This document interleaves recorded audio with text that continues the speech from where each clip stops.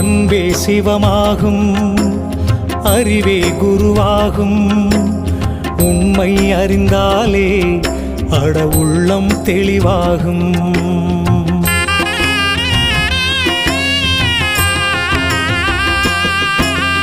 அன்பே சிவமாகும், அறிவே குருவாகும். உண்மை அறிந்தாலே அட உள்ளம் தெளிவாகும். எங்கே இருந்தாலும் உன்னை அறிந்து கொண்டால் நீயும் கடவுளும் ஒன்றே என்ற நிலையே உருவாகும். அன்பே சிவமாகும், அறிவே குருவாகும்.